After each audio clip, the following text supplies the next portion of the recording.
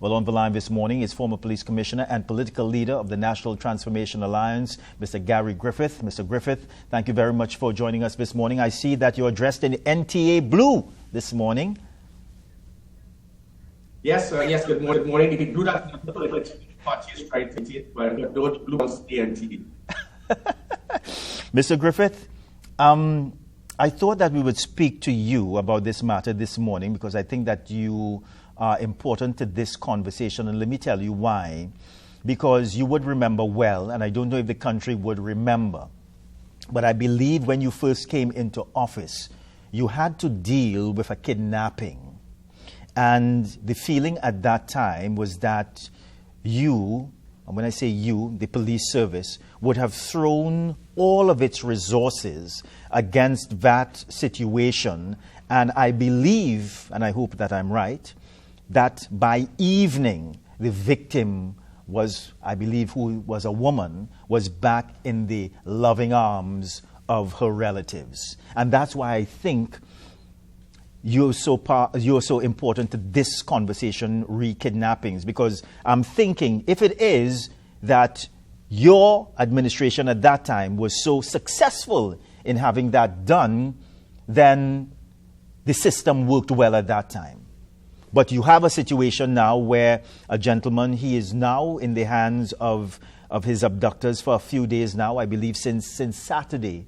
And we have not heard anything real concrete as to when he is going to be rescued or when he's returning home.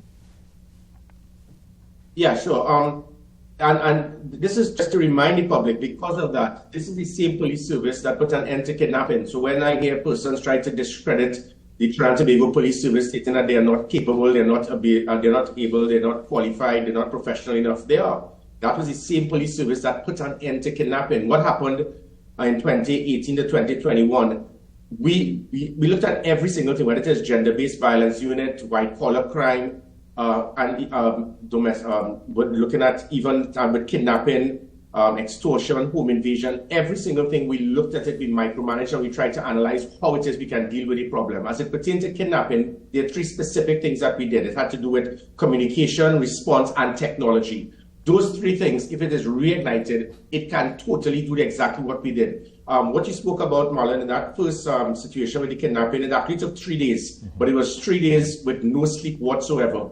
And this way, I don't play in politics. I mean, the then Minister of National Security, he gave me the leeway to be able to do what was required, working closely with the head of the SSA, then Director Roger Best, who was just as instrumental in assisting me to ensure that we solved those kidnappings. And we spent 3 days, and it had to do with communication. The communication, firstly, of things that are not there anymore. You can call 999, and within a few seconds, persons would answer the phone. Now it will take 45 minutes. You'll be probably put on, you'll get a voice message. Then other elements to provide communication for the citizens to give information to the police without fear of reprisal, whether it was 482 Gary, online reporting, the police app. Now there's that perception that persons are not comfortable or trust the police service. When I became commissioner, public trust in the police service was 14%. When I left, it was 59%. Because there's no such thing as a perfect crime. So people were pumping information to us, and it was assisting us to deal with home invasion, extortion, and kidnapping. And then when it is we go back now it is 8%. So people are not likely to give information to the police. So communication is the first thing that must be rectified. The second that we did had to do with response. Response as it pertains to units. We have an anti-kidnapping squad where persons were highly trained from our international allies, and most of them have now been transferred to other locations. So I'm not to discredit the whole anti-kidnapping squad now, but when it is you train persons in a proper manner and you bring them into a unit, you don't transfer them automatically because they get promoted. And then we had the Special Operation Response Team, which is what I formed specifically because I realized there were rogue elements in the police service that were involved in aiding and abetting in kidnappings, especially that first kidnapping you spoke about, where we found out every time we were getting leads, the kidnappers had one up on us, and then we realized there were police officers involved, which is why I formed the Special Operation Response Team. And they had their own intelligence unit separate and apart, and that intelligence unit comes to this word of intelligence. What we see now is that the police use the word intelligence for everything. They found a container, and it was an intelligence-led police operation. If the police football team defeats Jabote next week, it will be a police-led intelligence football game operation. You have to understand the meaning of intelligence. Intelligence involves the collaboration and acquiring information from different arms of intelligence throughout the country, whether it be Special Branch, the Defense Force Intelligence, the SIU, SWOT Intelligence. So we had a war room anytime there was a kidnapping, and that war room, and you'll see it in that TV series SVU. That is what happens. And that war room will have a wall of persons of interest, possible suspects, linking individuals, and then homing in to pinpoint who is the possible perpetrator. That is why there were 15 kidnappings that we had, and every time there was a kidnapping, we were able to pinpoint the perpetrator, arrest the individual, and release the hostage. Now we're hearing that the kidnappers, the victim was rescued. That's not a rescue. Paying the kidnappers or the victim escaping is not a rescue. The rescue is what was being done through the Special Operational Response Team. So that as it pertains to intelligence. And then the final one has to do, obviously, with technology. Thankfully, again, through the Ministry of National Security, they allowed me to liaise with our international allies, mostly the U.S. Embassy, through the the FBI. And there's technology there that the kidnappers could not understand what the heck it is that Gary has that is allowing him to have a few moments later. The technology is there. The communication systems are there. The units are there. All that is required is to reignite. And that is what put an end to kidnapping. That is what put an end to home invasion. That's what put an end to extortion. Proper communication, proper response through proper intelligence agencies, and the use of technology. If those things are reignited, it can peg back the criminal elements, because crime is a product of opportunity. The greater the deterrent, the less likelihood persons would commit the crime. The kidnappers have not realized that there's an opportunity now. There's no fast response. There's no communication with the public. There's no technology being used. We reignite those three things. It can peg back the criminal elements, inclusive of kidnapping. But you know what has come as a surprise to me, and I don't know if you would have said this before, I can't remember it, but when you said to us a short while ago that some police officers were involved in that incident that we are speaking about. And I'm just saying to myself, well, police have been dabbling, some police officers, because of course we don't want to paint all police officers with the same brush, but there have been police officers who have been dabbling in kidnappings in Trinidad and Tobago. Yeah, definitely. And it started with that first incident, and we found out they were police officers. So you can't be dealing with trying to solve a kidnapping and police officers in stations in different units. They're fully aware, because it gets around, which is why we even formed the gender-based violence unit. Because you can't just have women beaten, battered, abused, and they go to a station and the police officer is one who actually abuses his wife as well. You must have elite units, highly trained, making sure there's a degree of confidentiality to keep the information close. And that is what was always the problem. So that is why when I formed the Special Operational Response Team, they stayed separate and apart from the police service. It is similar to the DA, the FBI, SWAT, specific agencies to deal with high-profile cases. That is what put an end to kidnapping, as I said, put an end to home invasion, extortion, dealing with the problems of domestic violence. All of these things have reignited because we are not dealing specifically with horses for courses. That is what is required. Looking at the problem now, there were things that I put in place, and these things, again, all I'm asking and recommending, I don't think the country should wait until Gary Griffith gets back in government to reignite these policies. These are simple things. Something simple as this. This is what we put in place. Every police officer had to wear this. This is the police badge. The badge now must be worn on the police officer. And it meant, I'm not saying that it would have prevented every kidnapping, but when police persons turn up by your doorstep and you have burglar proof, you have dogs, and they say, we are police, show me your badge and link the badge with the reference number to your ID. Failure for them to do so gives you the right to stay in your home and call 999. They removed the badge because Gary Griffith implemented it. They removed SWOT, they removed the NOC, they removed the police online reporting, the police app, the 482 Gary, the technology, the National Operations Center, the Operational Command Center, the Communication Command Center. All of these things played a part in putting an end to kidnapping. And then the GPS tracking that was placed on every single police vehicle. You notice that same incident, where up to now, the police cannot say that whether it was police or thief, because they do not know. We had GPS tracking on every police vehicle. So we would be able to immediately state to the country that was not a police vehicle, because there was no police vehicle that was GPS tracked at that location when that individual was apprehended. Or we would have known and then pinpointing those police officers using the police vehicle and target them. That is how it's done. But you remove the GPS tracking on all the police vehicles. There's no measurement of performance, no accountability. That's why you're not seeing police vehicles where they're supposed to be. You're not getting that high visibility. You're not getting that rapid response. You're not getting that deterrent. These are simple things that can be reignited, which is why I made the humble request, let me speak to the government to explain to you how it could be done. What I got instead was a slap in the face because, unfortunately, we play politics with security. I want to speak a little bit about the use of what appears to be police uniforms by the perpetrators involved in these incidents. And I remember, even during your time, Mr. Griffith, there were people who were using police uniforms to carry out their nefarious acts. My argument at that time was that because we did come up with some of the scenarios why uniforms were ending up in the criminals' hands. One of them, police officers, some of them were washing their uniforms, putting it out on the line, and it goes missing, and things like that. But I know at that time also that when it comes to security companies, because my argument was that security companies and private organizations should not be selling uniforms that look similar to police uniforms. That's one. They should not be selling the patches. That's number two. And other items that police have to use. So that was my argument. Private institutions should not be doing that. And I know also that the police commissioner's office or the police commissioner has, when this proposal is made by a security firm to set up a security firm, the security firm also has to provide how the uniform will look. My argument at that time was that they should not be allowed to use black uniforms or blue uniforms and so on. And I don't know that over the years, sir, that the police service has really dealt with this matter in a very serious and decisive way. So what you have private security officers looking like police officers. You have these patches being sold all over the place. So my position is it is very easy for someone to impersonate a police officer.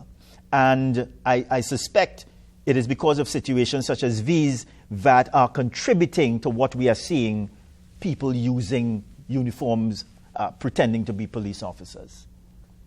Well, yes or no. The problem lies not by the security companies trying to imitate the uniform of police, but the other way around. It is only in a banana republic we'll have a Trinidad and Tobago police service having a uniform that is similar to something that you will get in a security company. That is the point. So it is not that the security company is trying to imitate the police. The police uniform before my watch, I don't know where Stephen Williams got it for. That's probably why he got the national award. You had a uniform that you could buy in Pennywise or Francis Fashion. Any security company, that's what they use. This old washout blue pants and this blue jersey, this blue jacket. It is cheap, it is easy, it is accessible, and which is why I got the approval when it is that the Minister of Finance refused to give me any funding, and I was able to cut down overtime corruption by 100 million per annum, and it allowed me the opportunity to get GPS tracking on the police vehicles, dashboard cameras, body cameras, pepper spray, tasers, and the change of uniform. And the change of uniform was similar to the NYPD. So when you saw that uniform, it is impossible to go to Pennywise or a store to buy a uniform that looks like that. And that uniform would ensure that the police officers cannot in any way be mixed up with private security, or that persons can try to imitate police officers.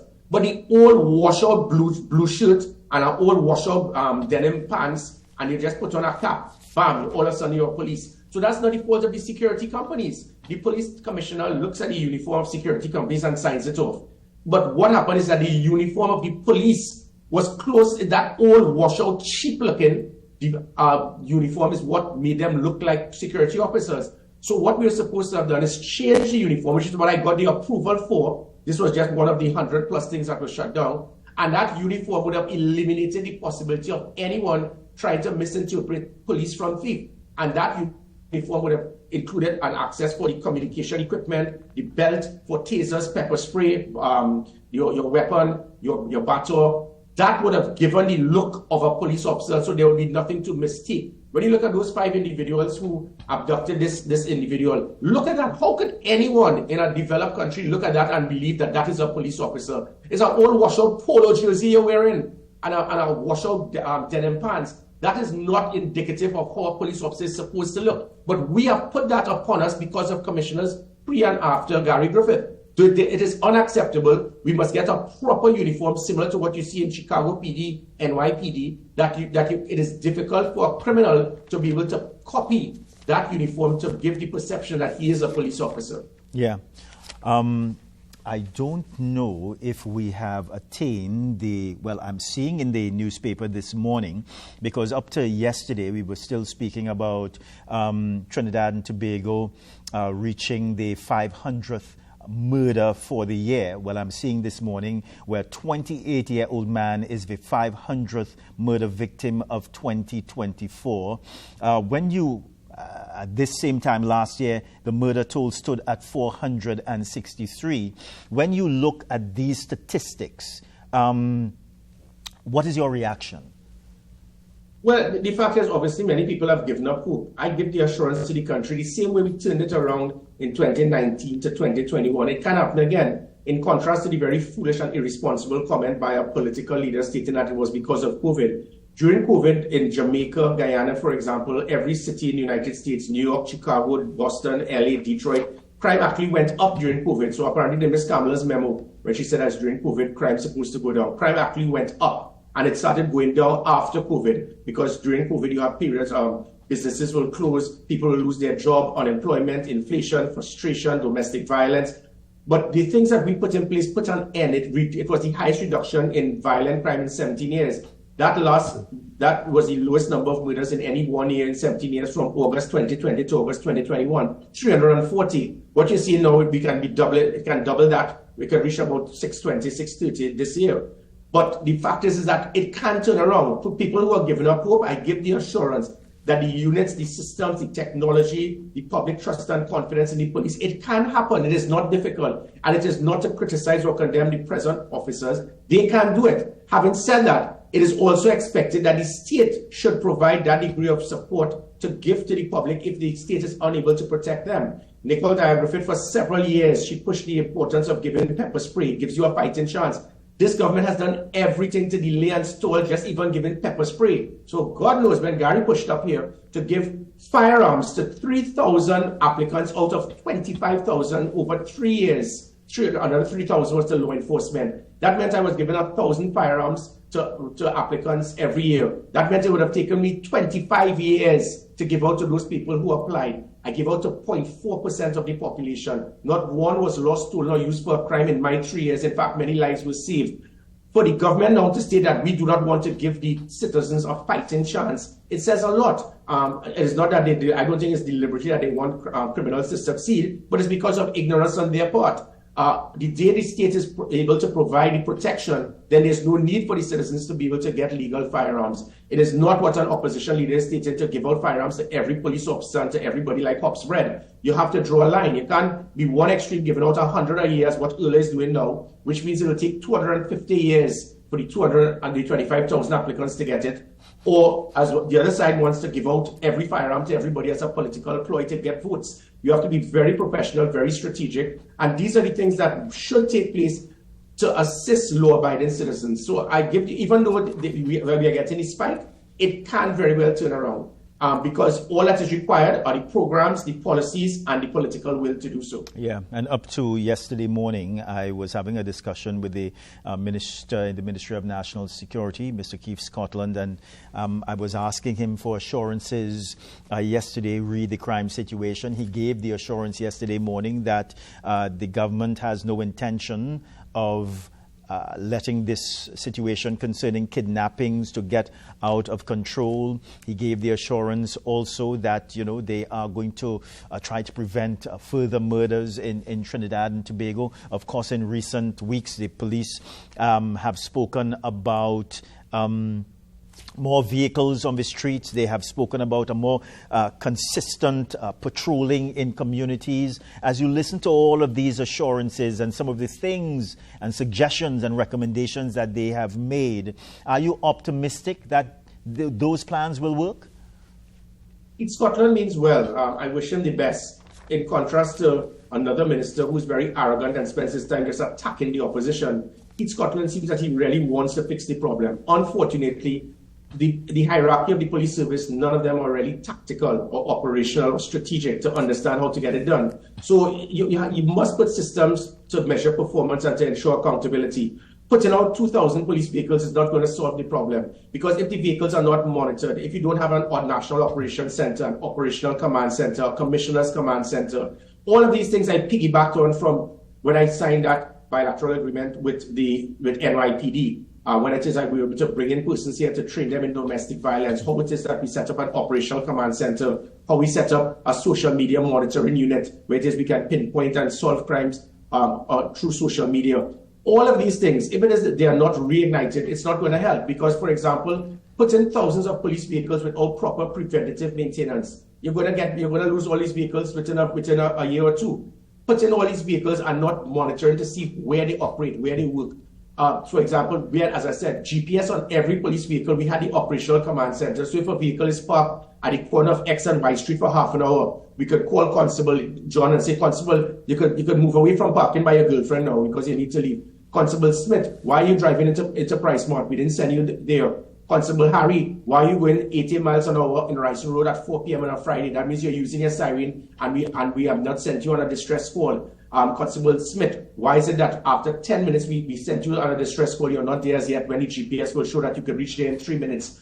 Those are the systems that we had that ensured a rapid response, a high visibility. People complain because they were seeing too many blue lights and sirens. You're not seeing them now, but you're going to get the 2,000 vehicles, and it will not provide that. So what is required is, again, just to simply reignite things such as the Emergency Response Patrol, the Rapid Response Unit, the Community Comfort Patrol, the Special Operation Response Team, the National Operations Center, the Operational Command Center, the Commissioner's Command Center, GPS tracking on vehicles, the police app, the online reporting, the Gender-Based Violence Unit, the Social Media Monitoring Unit. I could call about 100 policies that have been shut down or dismantled by old MacDonald and Euler, based on either directions or ignorance and understanding 21st century policing, that can turn this around. I'm not saying that it's going to stop. It took me a year.